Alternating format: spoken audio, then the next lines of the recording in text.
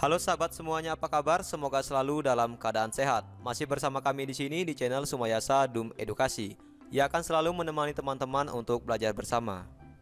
Edisi kali ini kita akan belajar bersama mengenai rangkuman materi ilmu pengetahuan sosial untuk kelas 9 SMP yang berhubungan dengan materi perdagangan internasional. Yuk kita simak materinya berikut ini. Burung beo, burung belibis, buah naga dimakan ulat. Tonton videonya sampai habis, semoga bermanfaat. Namun sebelum lanjut, mari kita berdoa sejenak agar apa yang kita bahas pada kesempatan ini memberikan manfaat untuk kita bersama. Perdagangan internasional. Pada bagian pertama kita akan belajar mengenai pengertian dari perdagangan internasional. Perhatikan gambar berikut ini. Kegiatan menurunkan barang di pelabuhan yang berasal dari negara lain merupakan bagian dari kegiatan perdagangan internasional. Tidak ada negara yang dapat memenuhi kebutuhan negaranya sendiri. Barang yang dihasilkan oleh negara yang satu berbeda dengan barang yang dihasilkan oleh negara yang lain. Perbedaan inilah yang menimbulkan adanya pertukaran hasil antara satu negara dengan negara lain, sehingga akan adanya istilah perdagangan internasional. Perdagangan antar negara terdapat barang-barang keluar dan masuk dari suatu negara ke negara lain. Mengirimkan atau menjual barang ke negara lain disebut dengan kegiatan ekspor. Negara pelaku ekspor disebut dengan eksportir. Sebaliknya, jika suatu negara kekurangan barang kebutuhan, untuk memenuhinya memerlukan barang dari negara lain, sehingga masuknya suatu barang dari negara lain ini disebut dengan kegiatan impor, di mana negara pelaku impor disebut dengan importir. Dengan kata lain, perdagangan internasional adalah proses pertukaran antara barang dan jasa antar dua negara atau lebih dengan tujuan untuk mendapatkan keuntungan atau laba. Lantas bagaimana dengan perdagangan dalam negeri? Berikut ini merupakan tabel perbedaan perdagangan dalam negeri dengan perdagangan internasional.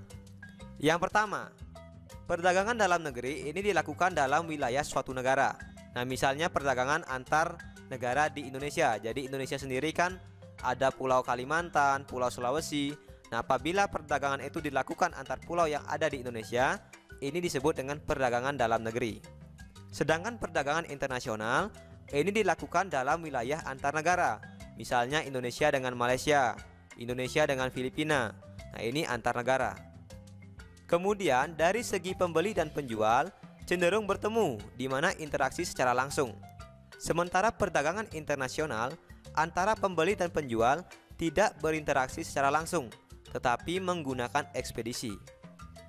Yang ketiga, mata uang yang digunakan dalam perdagangan dalam negeri itu sama. Misalnya perdagangan dalam negeri Indonesia, sama-sama menggunakan mata uang rupiah. Sementara mata uang yang digunakan dalam perdagangan internasional ini berbeda-beda, sehingga menggunakan yang namanya devisa. Yang keempat, perdagangan dalam negeri tidak dikenakan bea masuk, tetapi hanya dikenakan retribusi. Sedangkan perdagangan internasional dikenakan bea masuk atau pajak. Yang kelima, biaya angkut dalam perdagangan dalam negeri ini lebih murah. Sedangkan dalam perdagangan internasional, biaya angkutnya lebih mahal, karena barang-barang tersebut didatangkan dari luar negeri. Yang keenam, dalam perdagangan dalam negeri, ini kualitas barangnya bervariasi. Tetapi dalam perdagangan internasional, kualitas barang harus mengikuti standar internasional. Dan yang terakhir, dalam perdagangan dalam negeri, ini sesuai dengan peraturan perundang-undangan yang sama dan hukum nasional yang sama. Sedangkan perdagangan internasional ini memiliki peraturan perundang-undangan yang berbeda. Nah, dalam arti lain, mengikuti aturan hukum internasional. Nah, inilah dia perbedaan dari perdagangan dalam negeri dengan perdagangan internasional. Kemudian yang kedua, kita akan membahas mengenai faktor yang mendorong terjadinya perdagangan internasional. Pada dasarnya, perdagangan internasional muncul dilatar belakangi oleh karena kemampuan menghasilkan barang antara negara yang satu dengan negara yang lain itu berbeda-beda. Perbedaan inilah yang mendorong terjadinya perdagangan internasional. Berikut ini merupakan faktor-faktor yang mendorong terjadinya perdagangan internasional. Yang pertama, perbedaan sumber daya alam yang dimiliki oleh setiap negara.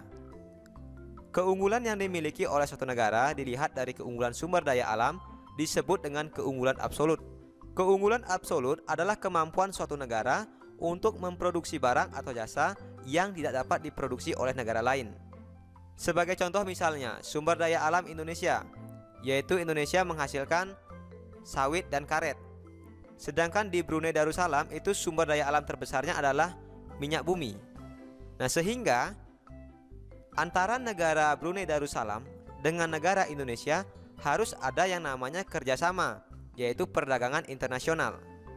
Karena sudah jelas Brunei Darussalam yang notabene-nya memiliki potensi sumber daya alam berupa minyak gas yang besar, tentu dia memerlukan juga yang namanya barang-barang hasil produksi dari kelapa sawit dan karet, sehingga akan terjadinya kerjasama antar negara yang disebut dengan perdagangan internasional karena perbedaan sumber daya alam. Kemudian yang kedua yaitu perbedaan tingkat kualitas sumber daya manusia. Suatu negara yang mempunyai sumber daya manusia yang dilihat terutama dari segi kualitas, maka akan menghasilkan barang dan jasa dengan mutu dan kualitas yang lebih baik. Faktor sumber daya manusia ini juga menjadi faktor pendorong terjadinya perdagangan internasional. Kemudian faktor yang ketiga yaitu perbedaan ilmu pengetahuan dan teknologi. Negara yang menguasai ilmu pengetahuan dan teknologi akan mampu memproduksi barang dan jasa yang lebih banyak, bermutu dan efisien dibandingkan dengan negara yang tidak menguasai teknologi. Ilmu pengetahuan dan teknologi dapat menghemat biaya produksi, jumlah barang dan kualitas barang. Sehingga negara-negara yang belum menguasai teknologi akan memerlukan barang-barang yang lebih canggih dari negara-negara yang sudah menguasai ilmu pengetahuan dan teknologi. Kemudian faktor pendorong yang keempat yaitu perbedaan budaya suatu bangsa. Perbedaan budaya suatu bangsa akan sangat mempengaruhi barang yang dihasilkan. Misalnya, seni ukir dan batik di Indonesia merupakan daya tarik sendiri bagi negara lain untuk membeli barang tersebut. Nah, demikian juga dengan keramik Cina menjadi daya tarik tersendiri bagi negara lain.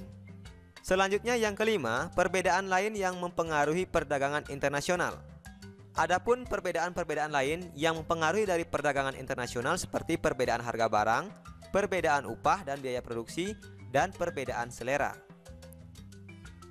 Selanjutnya yang ketiga, kita akan membahas mengenai manfaat dari perdagangan internasional. Setiap perdagangan bertujuan untuk mencari keuntungan. Dalam perdagangan internasional, selain untuk mencari keuntungan, ada beberapa manfaat yang diperoleh, antara lain, yang pertama, setiap negara dapat memenuhi kebutuhan akan barang dan jasa.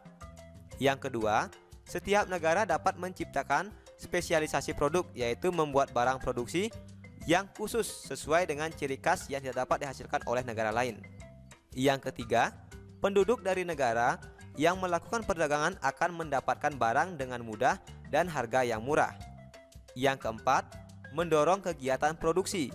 Setiap negara berusaha memperluas pemasaran barang hasil produksi. Nah, apabila pemasaran semakin luas, maka produksi dapat ditingkatkan sehingga permintaan akan terpenuhi.